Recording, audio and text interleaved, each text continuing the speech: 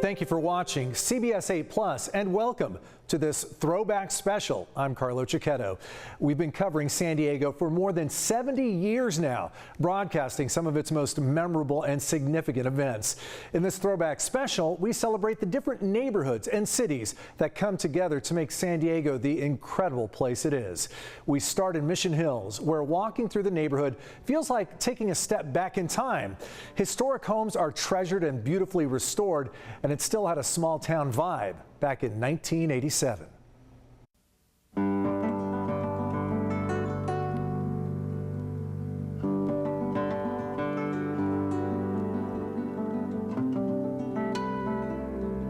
The pretty old houses, the lovely little bungalows up on the hill, they've been there for years. Not much changes in Mission Hills, even the people. Once they come, it seems they never want to leave. It's been that way since the beginning. In 1913, Giuseppe Antonicelli, an Italian immigrant, came to work here for Kate Sessions at the Mission Hills Nursery. His son Frank was born here in 1925 and owns the nursery today. Frank has a lot of memories. One that really stands out, the air defense balloons they used to launch behind the nursery in World War II. In 1942, as a youngster, as a teenager, I remember the blackouts in San Diego. We put down the shades, the blinkers on the cars. And so we had a war scare. This was the Civil Defense Headquarters in World War II, the Guyman Mansion. Built in the 20s, it's also where Jeanette Guyman Cassidy grew up. I still see some of the old ladies that I thought were old when I was growing up. They were probably my age now. And it, just as I said before, has this wonderful dimensional feel about it. On any Saturday morning, if you sit in the Huddle restaurant and watch what's going on outside, you'll see everything. You'll see the old ladies who've lived here for 50 years, you'll see young families, you'll see gays, you'll see a certain degree of ethnic types walking by. And they all belong and they all blend right in, and it feels real good.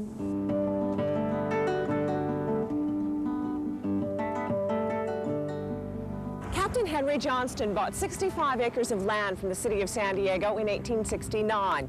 He paid $16.25. Now, he never lived on this land, but in 1910, his grandson subdivided the area and called it Inspiration Heights. About the same time, another man developed the area near Fort Stockton and Arden and called it Mission Hills. That's the one that stuck. Mission Hills has been Ron Kiefer's home since the late 50s. Residents have shopped in his stores for nearly 25 years. The customers are still the same. Ron says it's like living in a small town, and that's what he likes. You walk down the street and say good morning to someone, and you know most of the people.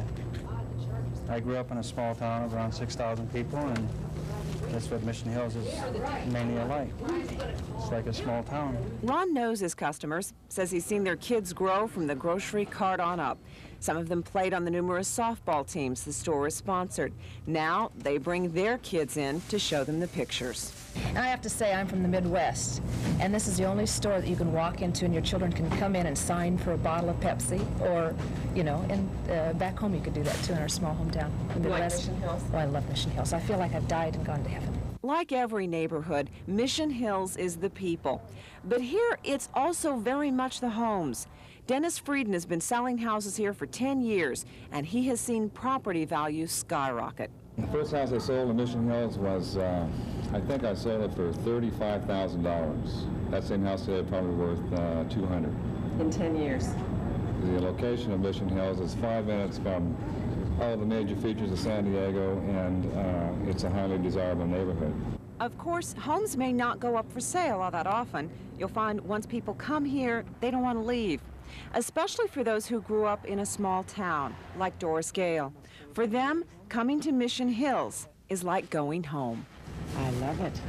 I think it's the greatest place in town to be.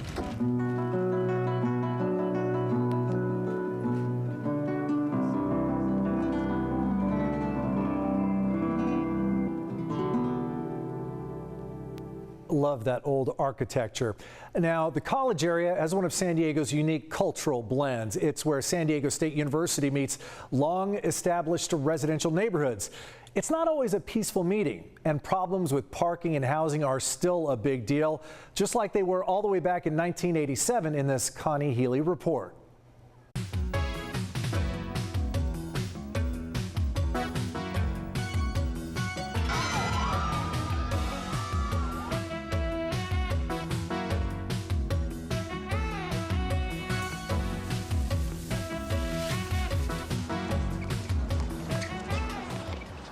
It is really difficult to find housing around here. It's a good neighborhood to have a school in, I think, because there's not a lot of distractions around. It's just mostly residential. As a neighborhood, I wouldn't live here after I graduated. As a neighborhood, it's divided, the college and the community, students versus residents, and what seems to be a widening gap.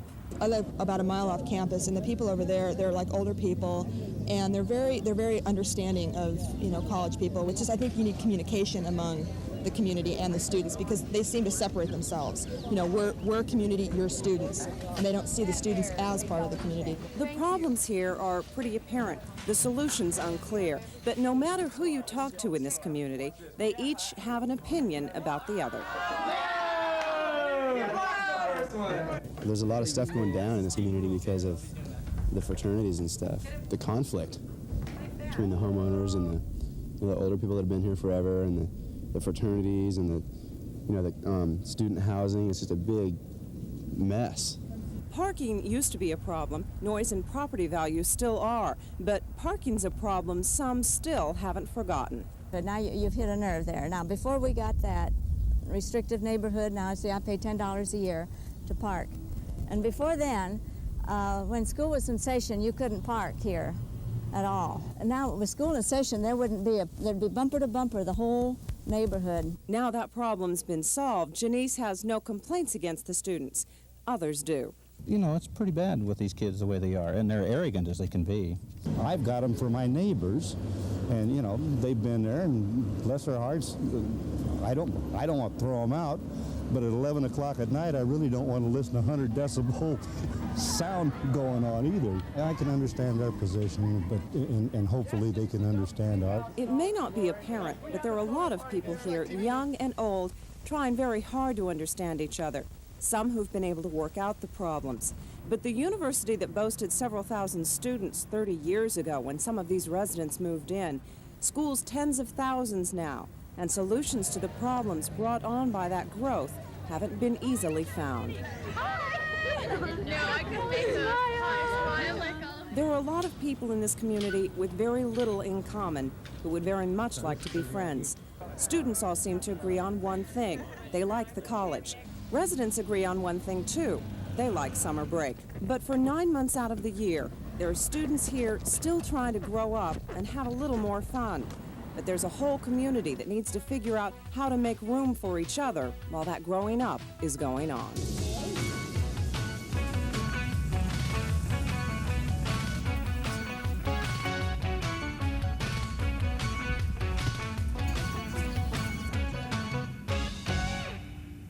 And they hadn't even seen ADUs at that point. North Park has always been home to bustling businesses. In fact, it's where San Diego's first JCPenney store opened up. It's seen plenty of change over the years. It was a community built on single-family homes, but many were knocked down and replaced with apartment buildings in the 80s. It was a time some described as North Park growing up.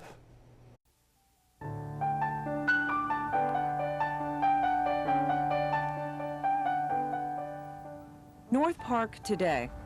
For native San Diegans, it's not at all the way they remember it as kids, or even the way they still think of it. But this is reality, the way it really is today. You may remember when it was one of the biggest shopping areas in the city. This was the first JCPenney store in San Diego. It's closing. Things have changed. So many things have changed.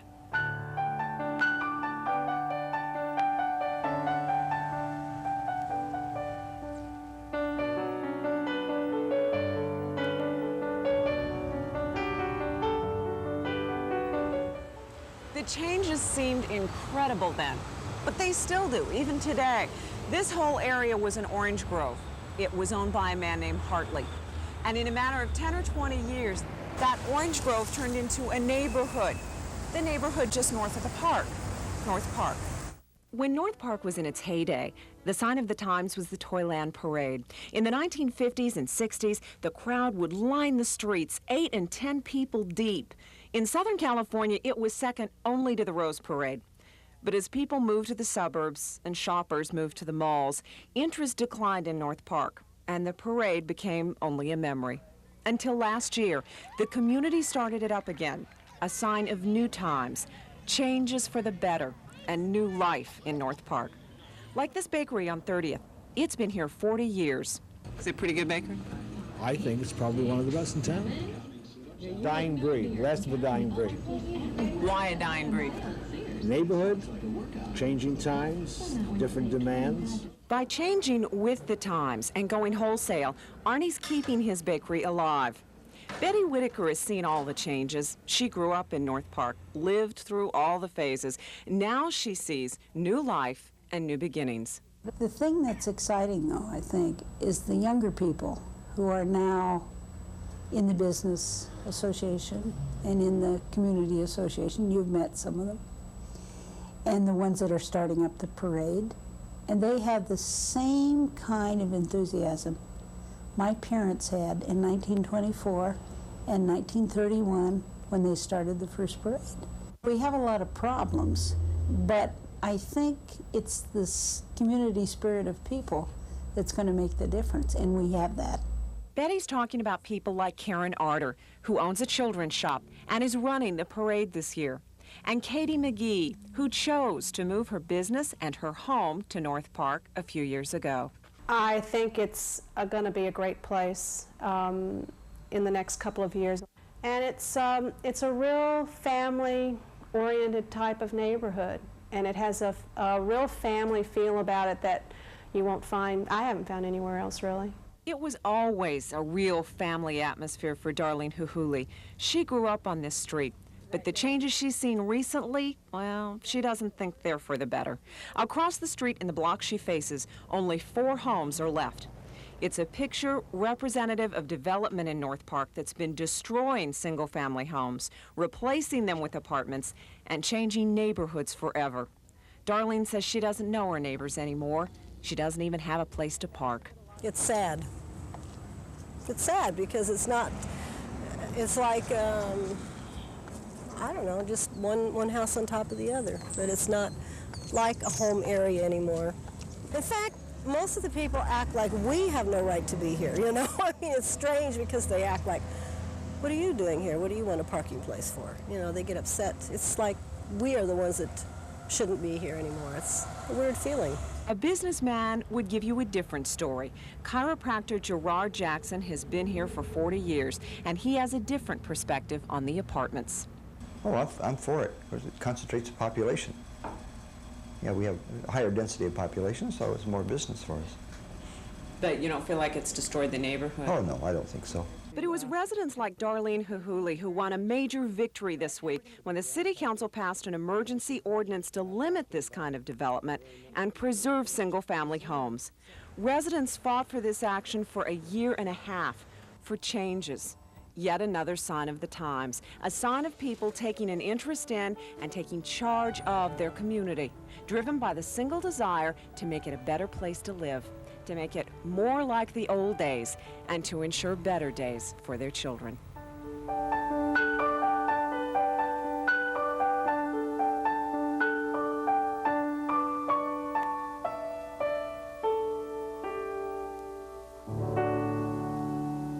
Now it's kind of a hipster hub. Parking's still a problem, and they're fighting with bike lanes, but we'll get to that another time. The city of El Cajon lies at the eastern end of Interstate 8's rush hour traffic. It had a sleepy start in the early 1900s, but grew quickly in the 1960s when freeways made it easier for everyone to get there. It's also the home of the Mother Goose Parade, one of the largest in Southern California, an El Cajon tradition that started in 1947. El Cajon. It lies at the end of Interstate 8's rush hour traffic. Once a stopover for the stagecoaches coming and going from San Diego, it still looks very much like a small town.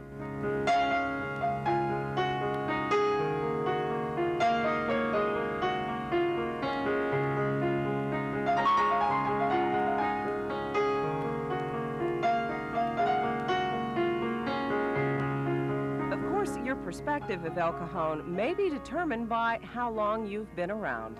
It was a little town. It's a big city now.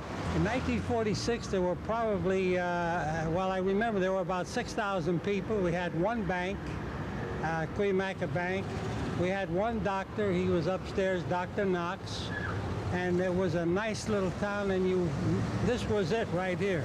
Of course, there's a little more to it now. It's a little bit bigger than a smaller town.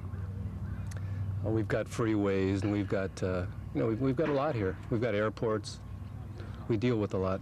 There's probably more to this community than you thought. When most of us San Diegans think of El Cajon, we think of one thing: heat. I like the winters and I like the summers, but it gets real hot here sometimes. It gets that way, but it's better than cold. Well, it's a little bit hotter out here in the summertime. It's not that bad compared to Arkansas or Florida. Jeez. I love it.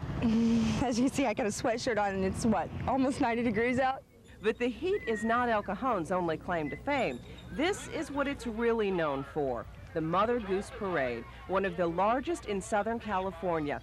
It's a gift to the children, but has been attracting young and old from all over the county for more than 40 years. The area was first settled in 1868 by the Lancashire family with the idea of subdividing it into wheat ranches. Yeah, I said wheat. El Cajon was actually the breadbasket of San Diego at that time. After that, it turned to chicken farming and citrus growing, and it remained a small, rural community until just after World War II. Things really began to change in the 1960s when the freeways opened El Cajon to San Diego. Growth began then, but hasn't stopped since. It's getting pretty packed. It's getting pretty big. I've lived here all my life and I like it. In fact, it's my favoriteest town, of all of them, but it's just getting too big. Like any community, El Cajon is not without its problems. The only thing, though, they don't have enough things for teenagers to do, you know what I'm saying? Like dance clubs. You have to go to Escondido to do that, It's like they don't have enough here. No, there's not a lot of entertainment or landmark attractions. If you don't live in El Cajon, you probably don't go there too often. But on behalf of those who do live there, I'd say that it was a friendly city to live in, quiet, and a nice place to raise your kids. after all, it's not the attractions, the weather, or the buildings that make up a community. Really, it's the people. And in that department, El Cajon is doing just fine.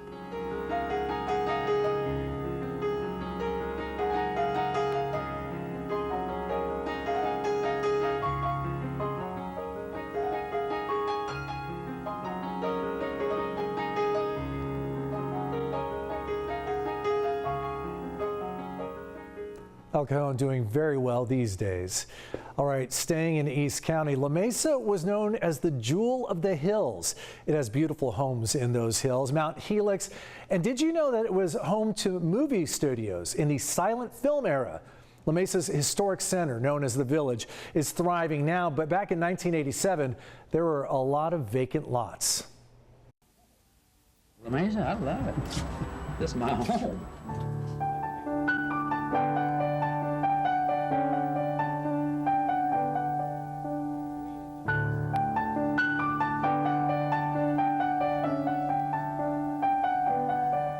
Everybody knows everybody, especially up in this end, because there's so many old people, you know, walking down the street.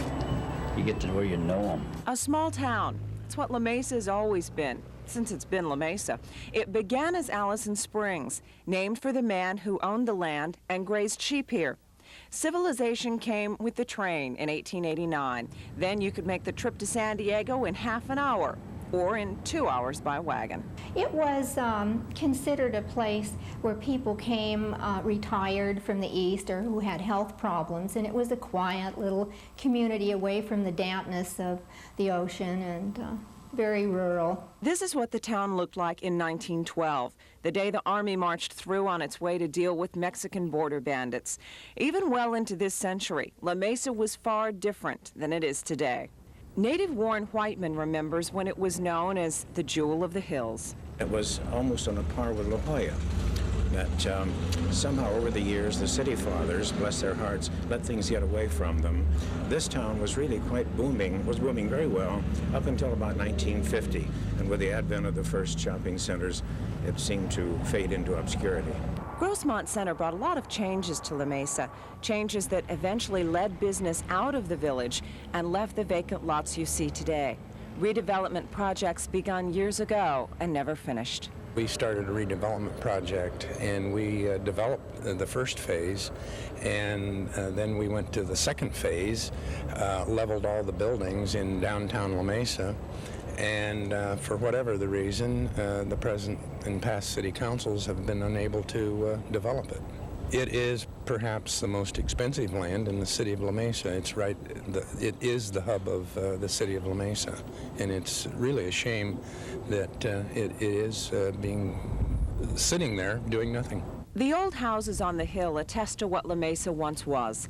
The stories handed down about the movie years when silent films were made at SNL studios. But only the stories are left, along with a few photographs, chronicling a time when La Mesa rivaled Hollywood. Yes, La Mesa has known its moments of fame. Against Wiggins, going in strong. Walton gets the rebound and gets the basket. One of the most well-known people ever to come out of San Diego and enter the sporting world started right here in the gym at Helix High. Bill Walton played basketball here in the late 60s and went on to become one of the most recognized players in the NBA.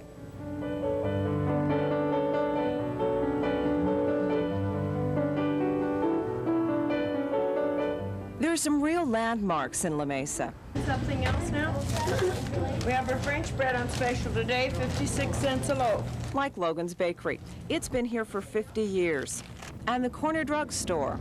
What have you been out doing today? Oh, I went for a lengthy walk this morning. I listened to the radio station you recommended yesterday on my day off. There's another landmark. It's a pharmacy out of the past. They still deliver. This little village atmosphere is so different than going across the freeway. It changes a whole lot, even though that's still La Mesa. I live close enough that I walk to work every day. It's just a real nice little atmosphere, real nice community. Everybody knows everybody. We know most of the people when they come in the store by their name, and I think they like that a lot. It's a little town from the old Southwest that's retained its charm and character amidst the freeways and shopping centers. From its steepled churches, old storefronts, and winding streets come the shadows of a little town and a simpler time.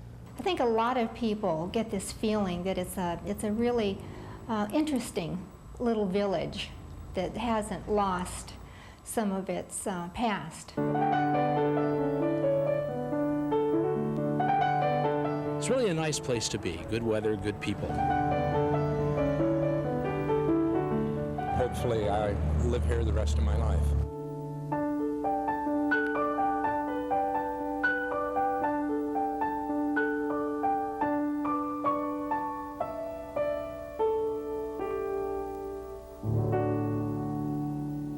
No matter what part of town you live in, it's easy to feel lucky to live here. Thank you so much for watching this Throwback Special.